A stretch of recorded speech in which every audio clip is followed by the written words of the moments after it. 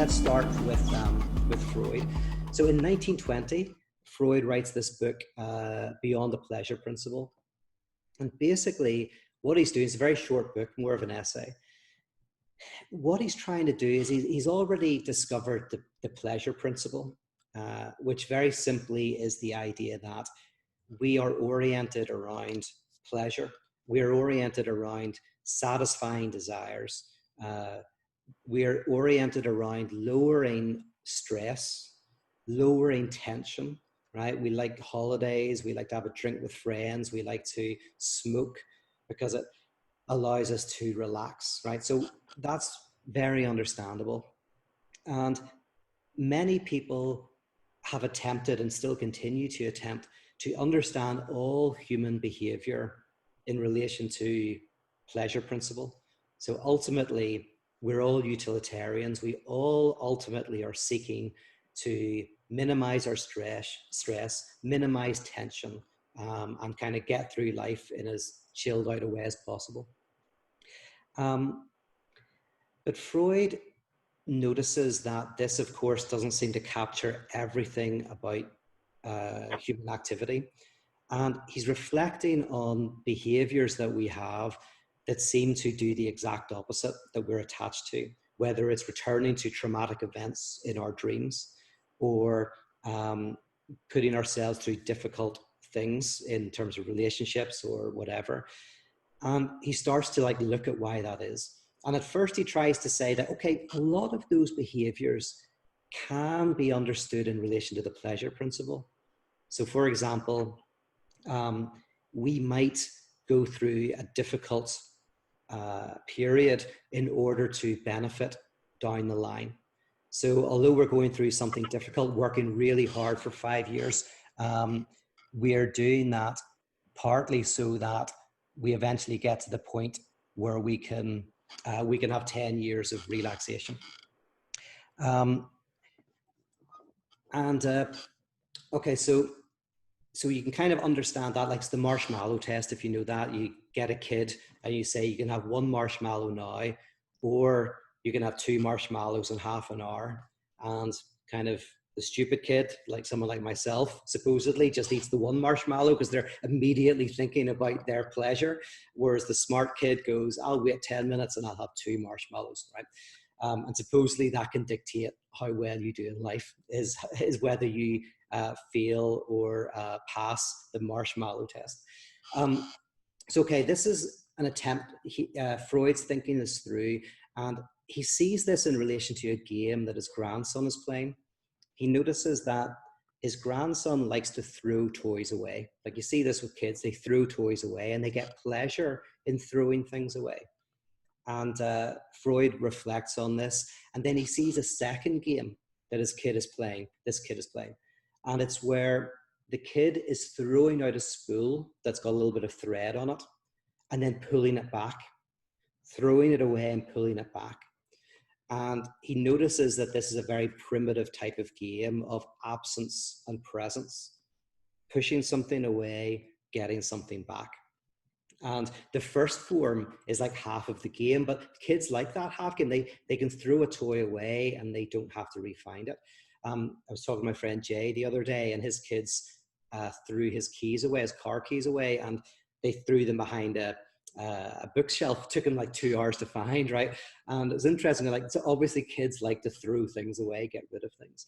And there's a few ways you can interpret this. And he starts to speculate. He says, well, this is maybe a way for the kid to begin to master the absence of the mother, right? So you've got the mother, she's there, and then she leaves the kid, and then she returns, and the leaving of the child can be difficult, can be traumatic. And so one way might be this is the kid trying to take agency, right? Fantasizing control. I'm the one who's pushing you away, and I'm the one that's bringing you back. And then he also postulates revenge. Could be the kid going, it's not that you're choosing to leave. I'm throwing you away. I'm telling you to leave, right? So there's all these different ways that you can begin to try to understand why this child is playing this game of absence and presence.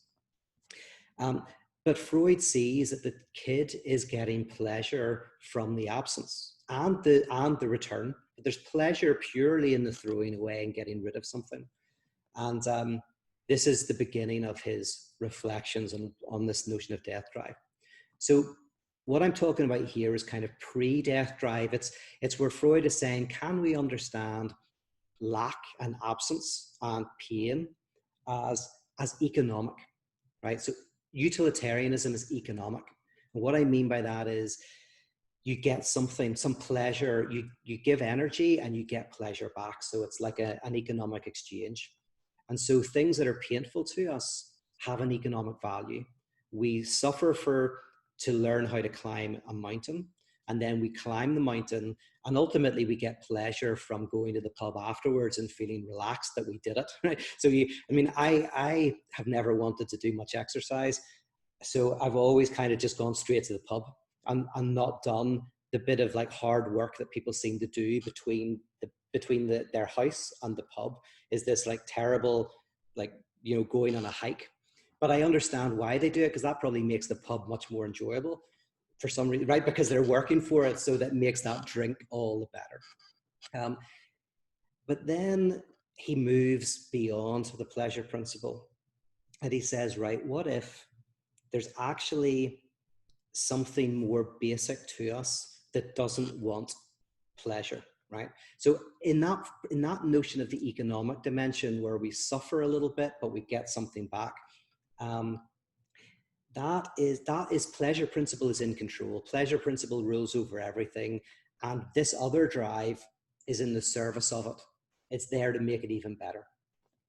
But then Freud switches it round and says, right, what if there is a dimension of us that wants to die, that actually the aim of all life is death, the ultimate homeostasis, the ultimate getting rid of stress and tension, death, right? And that there is this dimension of destructive behavior within us that does not have any economic value in servicing life and pleasure. It's just an attempt to check out of everything. And that's the beginning of death drive, right? That's kind of the point when death drive is born, a drive literally towards death. And the pleasure principle serves it. Like, death drive is more basic for Freud than the pleasure principle. And the pleasure principle weirdly excites and serves the death drive. Okay, so that's the beginning. So that's the first notion of death drive. And again, just to remind you, it's like, this is Freud trying to work out why people act the way they do in the clinic. You know, he's trying to work out why people do not want counsel, why people do destructive behavior, why people resist healing, resist getting what they want. And death drive is the beginning of understanding that. Okay, so now, I'll just say very briefly, later on then Freud also speculates that the death drive is this aggressive drive, that there's like, there's a drive towards death and there's a drive towards life. And these are in constant conflict with each other. And he talks about in Civilization and his discontents, he talks about how we can never really know which one's going to win out. So death drive is associated with this connection with death, Thanatos, Thanatos, and Eros in the service of life. All right. Now we move on to Lacan. What Lacan does is, one of his big developments over Freud is that Freud's very biological. Everything's about biology and physicality. And Lacan brings Freud into the realm of the symbolic, the realm of language. So we are biological creatures, but what makes us human is the fact that we are creatures of language. And so Lacan, say, takes Freud's biological notions, these quite crude biological notions, and understands them as symbols. And this is a really interesting development, because it's with things like castration fear, whereas Freud's literally talking about the fear of castration physically. Lacan is able to kind of give this a symbolic meaning, which means it's not connected with these crude kind of biological ideas, and yet kind of gets to the truth of what Freud was talking about. So Freud's getting all of this insight, but now Lacan is universalizing it within language. the reason why I say that is because the first thing Lacan does with this idea of death drive is he says that it's not so much a drive towards physical death, it's a type of symbolic death. It's a type of destruction of our entire symbolic universe, a kind of short circuiting, a type of ability to be reborn. And this is interesting because it kind of says that we can undergo a fundamental shift in how we symbolize our entire world. And we know that sometimes when we break up with somebody or we do something very dramatic in our lives, we just change our entire career. We do something and it almost comes out of nowhere. It's this kind of fundamental reimagining who we are and what we're doing in the world. And Lacan kind of connects this with the notion of death drive. It's a death of a symbolic world. And this can be both terrifying, but also very useful, because sometimes we can be so caught up in something, in having lost somebody, and we can't get over it. And death drive is actually points towards the possibility of, for all of us, to fundamentally change and kind of like reinvent ourselves. It happens very rarely, but it's possible to do. So there's death in terms of a symbolic death. And then later on, Lacan kind of then focuses this even more and develops the death drive in Seminar 11 to mean that death drive is not just about the possibility of a symbolic death, but actually drive is connected fundamentally with lack. It's fundamentally connected with not getting something. So in all of these, by the way, you're seeing lack is involved. With Freud, it's like biological death. Then Lacan brings it into symbolic death. And now then in later with Lacan, he's talking about, well, the death drive is about this weird dimension of human beings in which we circle around lack. We don't get what we want. And there's something of drive that wants that. That's what I was saying earlier when I was saying about, there's something about drive that is satisfied in dissatisfaction. It's kind of a direct grasp of lack itself. So this is where Zizek comes in, and Zizek really clarifies this, the difference between desire and drive. Desire is conscious and drive is unconscious. Desire orients itself around lack. So there is a lack in desire, right? We desire something because we don't have it. I want food because I'm hungry. I want to achieve something in my life, some skill that I don't have. So desire orients around a type of lack, but it's not connected to lack. It's trying to overcome it, right? It's trying to get something. Whereas drive directly positivizes lack. It directly aims at nothing. It kind of positivizes the nothingness. And so for Zizek, you enter this really weird place where desire seeks satisfaction, but it's always dissatisfied in its dissatisfaction or satisfaction. So when you get the thing that you want and you're satisfied as and you get the satisfaction, there's always an element of dissatisfaction, right? You're a musician, you make an album, and the album does really well. You get everything you want. It succeeds. You get onto the charts. It sells, 100,000 copies or whatever. But then weirdly, there's a little bit of dissatisfaction in that. And you're like, oh, right, I want to do a second album and I want to get it to #1 and I want to get it listened 300,000 times or whatever, right? So there's a weird dissatisfaction built into the satisfaction. And with drive, it's the other way around. With drive, there is a constant dissatisfaction, but there's a satisfaction in it, right? Drive is always getting what it wants, which is nothing, a kind of a type of lack.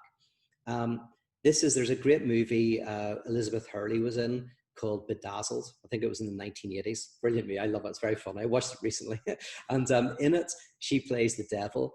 And basically she gives this guy these wishes. and he wants to win over this woman. And basically, he gives her everything she wants. He's always trying to find ways, whether it's money or like she wants someone who's very caring and emotional. So he becomes very emotional. He writes poetry and all of this. And then she wants to go off with the guys on the beach who are like, just typical tough guys, but she seems to want the soft, caring guy. But whenever she's presented with that, she's like, oh no, I don't want that. So you see within Bedazzled how he's always trying to give this woman what she wants. And at the level of desire, he's doing it. But at the level of drive, she's always dissatisfied. She's always kind of looking elsewhere. And it's this kind of impossibility. And what Todd McGowan brings to this, Todd McGowan's very good on this stuff. And he really emphasizes the fact that desire is conscious and drive is unconscious, and they have two different logics. And this can help us understand why the unconscious in a way can never be rendered conscious. I always had trouble with this because in one way you think of psychoanalysis as bringing the unconscious up, right? Bringing the unconscious into the realm of consciousness. And yet there's also this dimension of psychoanalytic thinkers where they're saying, but the unconscious can never be rendered conscious. That's the point, right? There's the pre-conscious, and that can be rendered conscious, but the unconscious, there's something about it that can never be brought to the level of kind of conscious thought. And I think Todd McGowan gives a very clear description of why this is the case, or how to understand, how to kind of connect these two. It's that at the level of consciousness, we are completely oriented around Nietzschean will to power, and around utilitarian desire, and around gaining things, right? That's the logic that you see in everyday life. This is why evolutionary psychologists concentrate on doing what Freud was doing actually at the beginning of Beyond the Pleasure Principle, which is doing all of these acrobatics to try to make the most destructive looking behavior seem to fit in with utilitarianism, right? Seem to fit in with the pleasure principle, because that's all we know. At the conscious level, it is the logic of trying to satisfy ourselves through moving towards what we want. Unconsciously, it's just a different logic entirely. It's the logic of not giving you what you want. It's a logic of embracing directly a type of lack. And the reason why you can't bring that up to the level of consciousness is because it's a completely different logic. It's at work within us, and we see it. We see its effects. But it's almost like, I guess in physics, there are things that we cannot see and potentially can never see, because the power that we would need in order to observe, say, subatomic particles or whatever, is by definition impossible. I think I'm not a physicist, right? But what we see is we see the effects of the subatomic particles, quantum particles, et cetera, et cetera. We see their effects, and we can kind of use computer models to analyze them. But it's similar to that, if that analogy works, which is we can't directly embrace the logic of drive, but we can see its effects within us. Not only can we see its effects within us, in a very precise sense, we are the effect, right? We are the result of the disconnection between desire and drive.